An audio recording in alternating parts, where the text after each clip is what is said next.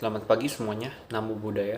Perkenalkan nama saya Erik Aldo Tanujaya, mahasiswa Universitas Pajajaran, program studi Teknik Geologi dengan NPM 27011021007. Kali ini saya akan menjelaskan tentang karma dalam agama Buddha.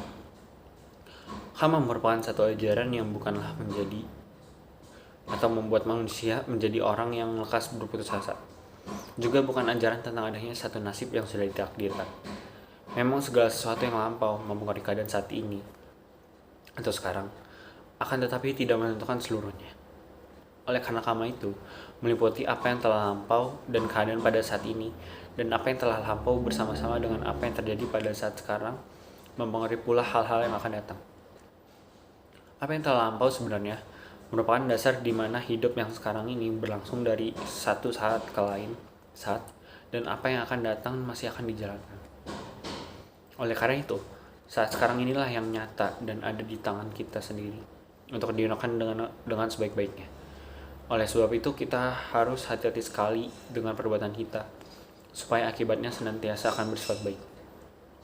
Karma dibagi menjadi dua menurut jenisnya, yaitu kusala karma atau karma baik, dan akusala karma atau karma buruk. Karma menurut sumbernya ada tiga, yaitu yang pertama ada karma pikiran atau manokama, yang kedua karma ucapan atau wacikama, ketiga karma perbuatan atau kaya karma.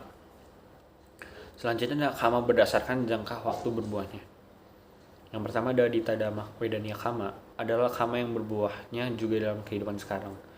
Yang kedua ada upaja wedania karma, adalah perbuatan yang kita lakukan sekarang, hasilnya tepat di kehidupan yang akan datang. Yang ketiga ada apara wedania karma, adalah perbuatannya itu, hasilnya berturut-turut selama kehidupannya berlangsung. Dan yang keempat ada ahosi karma, adalah karma yang tidak bisa berbuah lagi, karena jangka waktu berbuah dan kondisi pendukungnya sudah habis. Selanjutnya ada karma berdasarkan kekuatannya. Yang pertama ada garuka karma, adalah perbuatan yang akibatnya paling besar atau kuat. Ini juga termasuk akusala garuka karma. Yang kedua ada asana karma, adalah perbuatan yang dilakukan menjelang kematian yang kekuatannya paling kuat. Jadi misalnya saat kita berada pada menjelang kematian, maka setelah itu kita akan dilahirkan dalam sesuai dengan pikiran pada saat menjelang kematian itu. Misalnya saja marah, maka setelah itu akan terlahir di dalam neraka. Namun itu sesuai dengan karma baik kita juga. Jika karma baik kita menopang, maka terlahir di alam neraka hanya sebentar. Begitu pula sebaliknya. Yang ketiga ada asina karma, adalah perbuatan yang dilakukan terus-menerus yang akhirnya akan menjadi watak atau kebiasaan. Atau ini nih karena kebiasaan yang kita lakukan. Yang keempat ada katata karma, adalah kekuatan yang paling ringan atau cetananya ringan. Selanjutnya ada karma berdasarkan fungsinya. Yang pertama ada janaka karma, adalah karma yang berfungsi untuk mendorong kelahiran suatu makhluk. Yang kedua ada upatambaka karma, adalah karma yang fungsinya untuk memperkuat atau menambah janaka karma, jadi hasilnya bisa menjadi besar. Yang ketiga ada upapilaka karma, adalah karma yang mengurangi kekuatan janaka karma yang arahnya berlawanan. Yang keempat ada upagataka karma, adalah karma yang berfungsi untuk menghancurkan kekuatan dari janaka karma. Selanjutnya ada dasa kusala karma, 10 jenis karma baik. Yang pertama ada gemar beramal dan bermurah hati, akan berakibatnya dengan diperoleh kekayaan dalam kehidupan ini atau kehidupan yang akan datang. Yang kedua, hidup bersusila, mengakibatkan terlahir kembali dalam keluarga luhur yang keadaannya berbahagia. Yang ketiga, bermeditasi, berakibat dengan terlahir kembali di alam surga. Yang keempat, berendah hati dan hormat, menyebabkan terlahir kembali dalam keluarga luhur. Yang kelima, berbakti, berbuah dengan diperolehnya penghargaan dari masyarakat. Yang keenam, cenderung untuk membagi kebahagiaan kepada orang lain, berbuah dengan terlahir kembali dalam keadaan berlebih-lebihan dalam banyak hal. Yang ketujuh, bersimpati terhadap kebahagiaan orang lain, menyebabkan terlahir dalam lingkungan yang mengembirakan. Yang kedelapan, sering mendengarkan dhamma, berbuah dengan bertambahnya kebijaksanaan. Yang kesembilan, menyebarkan dhamma, berbuah dengan tambahnya kebijaksanaan. Yang kesepuluh, meluruskan pandangan orang lain, berbuah dengan diperkuatnya keyakinan. Selanjutnya ada dasa akusala karma atau 10 jenis karma buruk. Yang pertama, pembunuhan, Akibatnya pendek umur, berpenyakitan, senantiasa dalam kesedihan karena terpisah dari keadaan atau orang yang dicintai.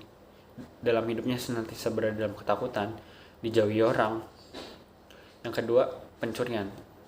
Akibatnya kemiskinan, dinista dan dihina, dirangsang oleh keinginan yang senantiasa tak tercapai.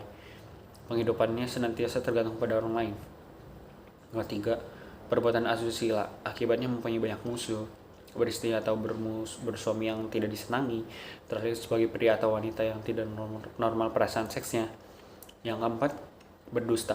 Akibatnya menjadi sasaran penghinaan, tidak dipercaya khalayak ramai. Yang kelima, bergunjing. Akibatnya kehilangan sahabat-sahabat tanpa alasan yang jelas. Yang keenam, kata-kata kasar dan kotor. Akibatnya sering didakwa yang bukan oleh orang lain.